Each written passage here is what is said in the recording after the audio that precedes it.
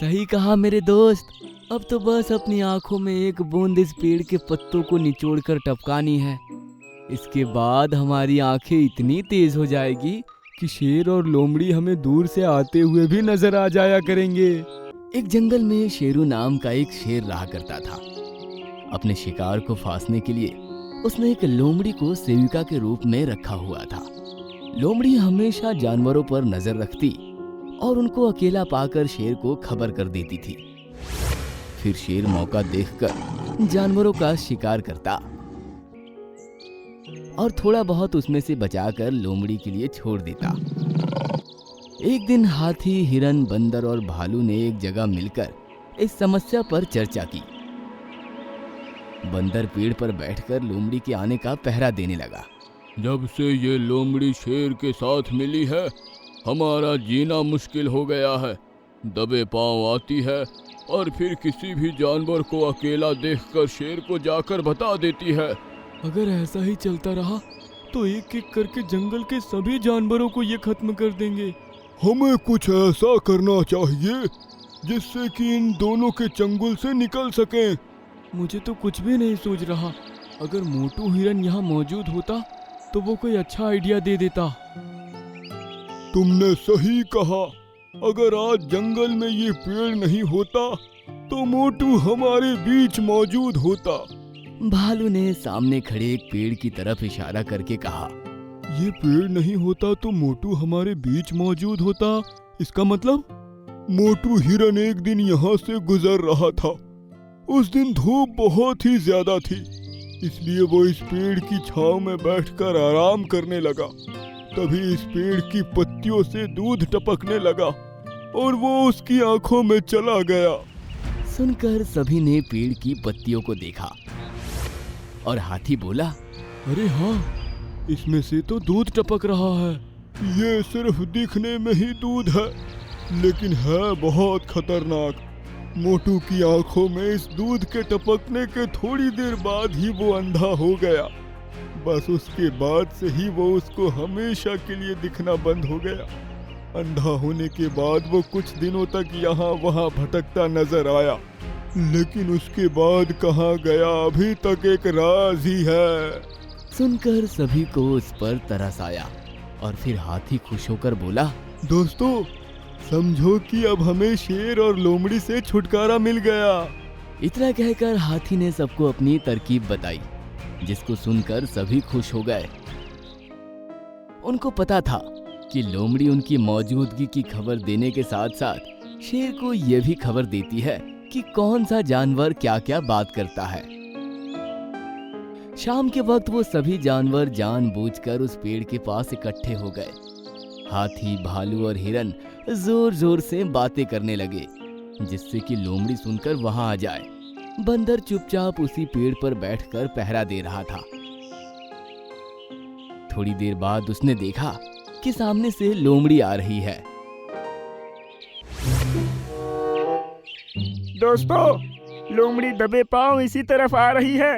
अपने आइडिया के हिसाब से काम करना शुरू कर दो। उसकी बात सुनकर वो लोग और जोर जोर से हंसने लगे, जिसको सुनकर लोमड़ी और तेज रफ्तार से उनकी तरफ आई। फिर वो झाड़ियों के बीच छिपकर उनकी बातें सुनने लगी। दोस्तों, आज के बाद हम कभी भी उस लोमड़ी और शेर के चंगुल में नहीं फंसने वाले। अब हमारे हाथ ये जादुई पेड़ की पत्तियां जो लग चुकी है। सही कहा मेरे दोस्त।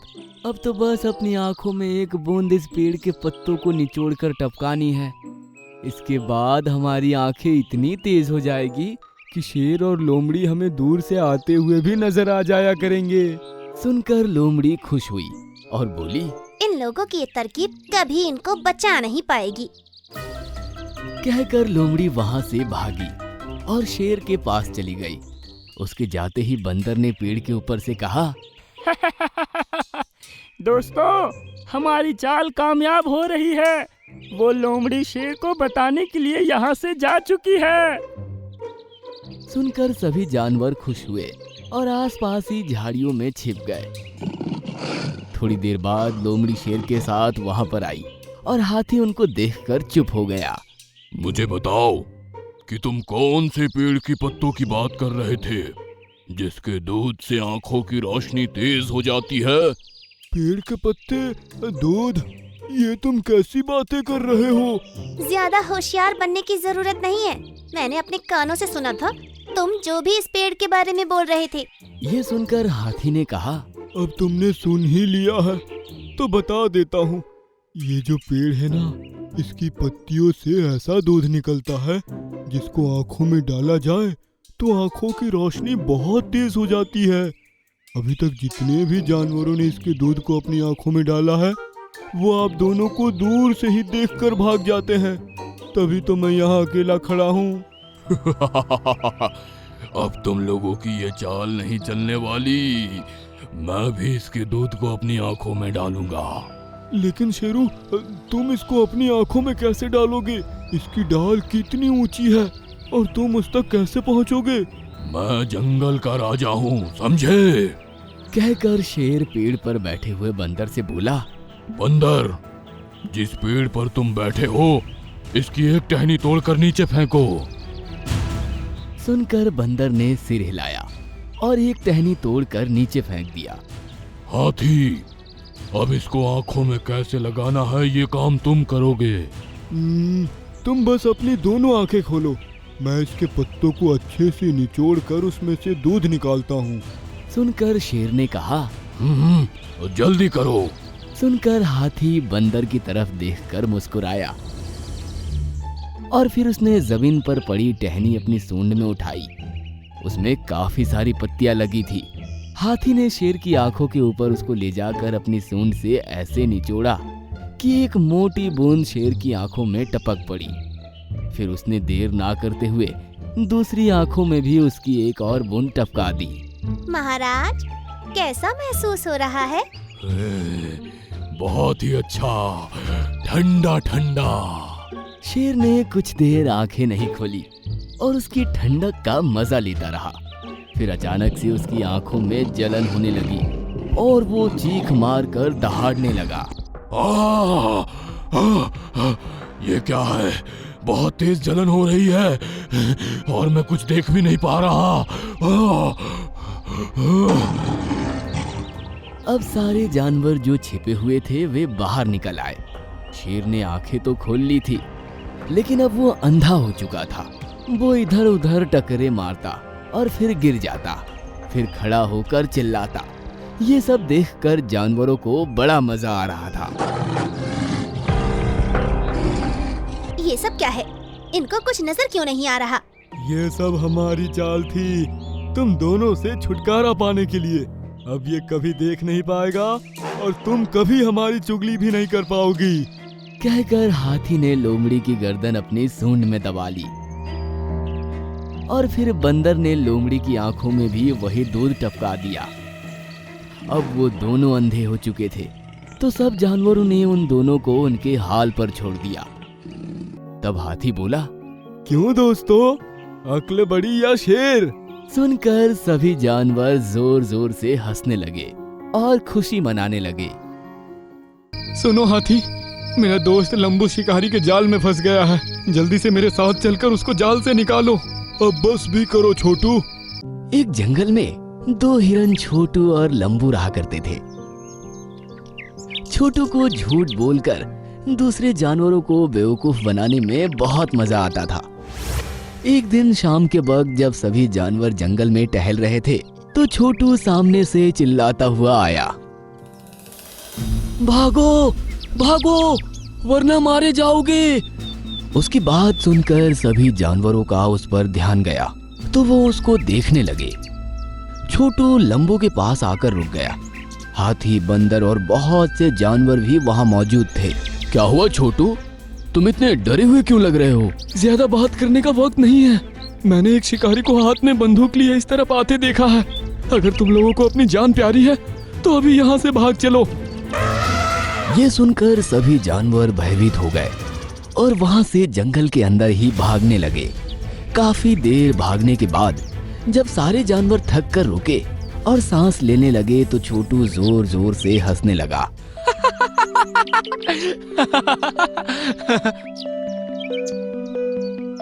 क्या हुआ छोटू, तुम इस तरह से क्यों हंस रहे हो?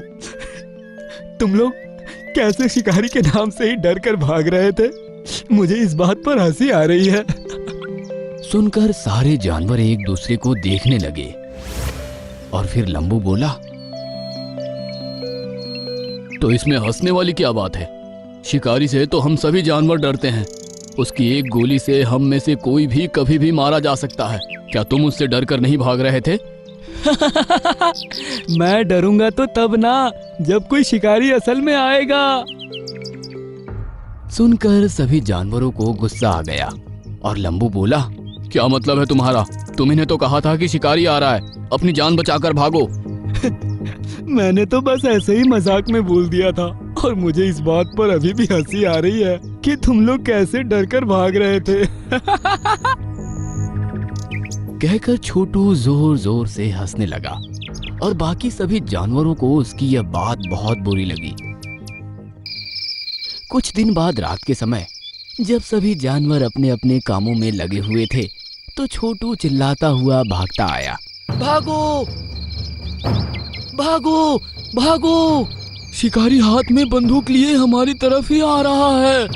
उसकी ये बात सुनकर सभी जानवरों को लगा कि ये इस बार सच बोल रहा है, इसलिए सारे जानवर फिर से उसके साथ साथ अपनी जान बचाने के डर से भागने लगे।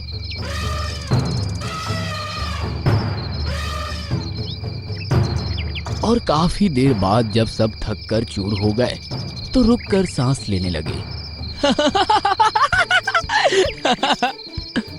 हिरन को हंसता हुआ देखकर सब हैरान रह गए और हाथी बोला, क्या हुआ तुमको? इस तरह किस बात पर हंस रहे हो? मैंने इस बार भी मजाक किया था। असल में इस बार भी कोई शिकारी नहीं आया। मैं तो बस तुम सबको बेवकूफ बना रहा था। तुम्हारी इस झूठ बोलने की आदत की वजह से एक दिन तुम पर कोई भरोसा नहीं करेगा। लंबू ने कहा और फिर सभी जानवर अपने अपने रास्ते को हो लिए। अगले दिन छोटू जंगल की सरहद पर टहल रहा था। तभी उसको नजर आता है कि एक शिकारी कंधे पर एक जाल डाले जंगल की तरफ ही आ रहा है। छोटू तेजी से भागता हुआ जंगल के अंदर जानवरों के पास पहुंचा। भागो भागो, जंगल में शिकारी आ रहा है, अपनी जान बचानी है तो भागो। सुनकर किसी को भी उसकी बात पर भरोसा नहीं हुआ और हाथी बोला, तुम ऐसा बोलकर हमें पहले भी बेवकूफ बना चुके हो।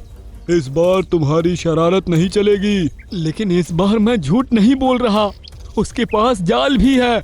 सुनकर सभी जानवर उसकी बात को झूठ समझकर वहां से चले गए।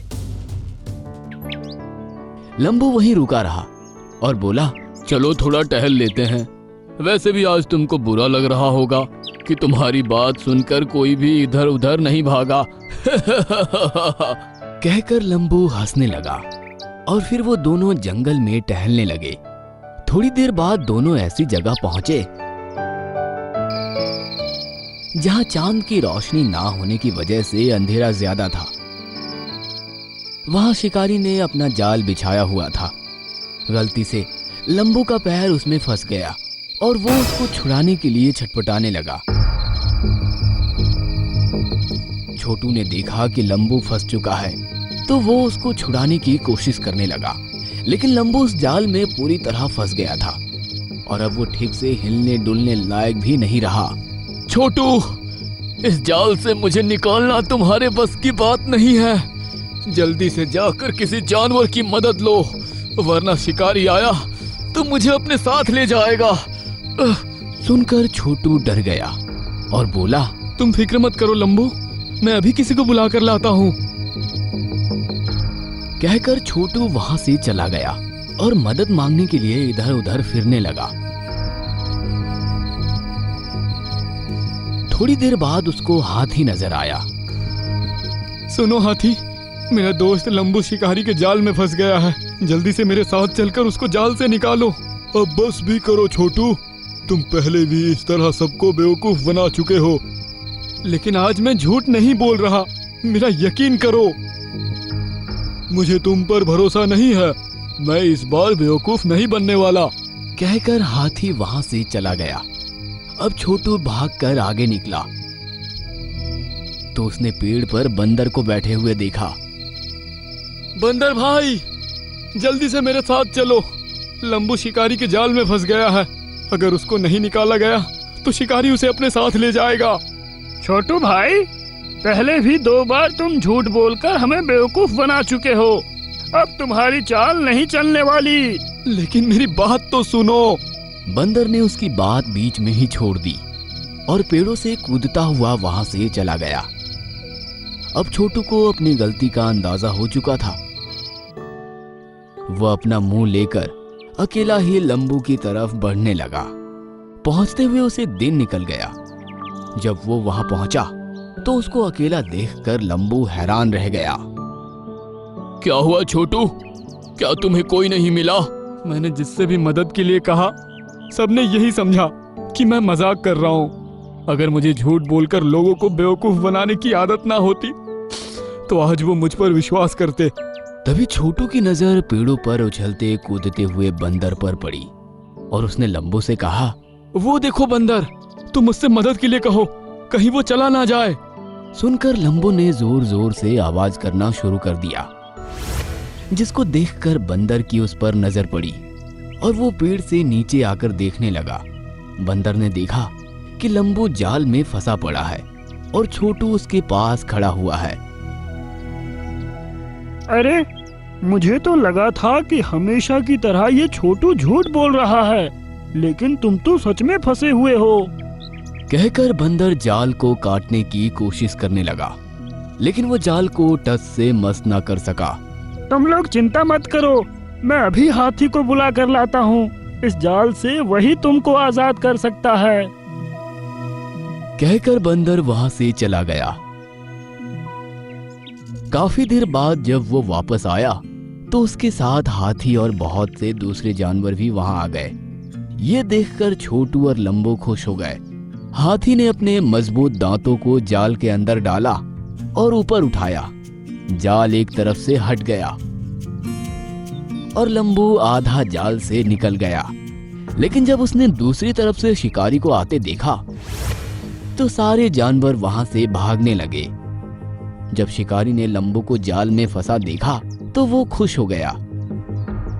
अब छोटू, जो कि थोड़ी दूर पर खड़ा था, उसने जानबूझकर आवाज करना शुरू कर दिया और शिकारी की तरफ पीठ करके खड़ा हो गया। ये देखकर शिकारी ने सोचा कि एक तो फंसी चुका है, एक और हिरन मिल जाए तो मजा ही आ जाए। कहकर वो छोटू की तरफ धीरे धीरे बढ़ने लगा। अब ये देख हाथी दोबारा से लंबू के पास आया और उसने जाल की दूसरी तरफ भी अपने दांत फंसाए और ऊपर उठाकर उसको जाल से आजाद कर दिया।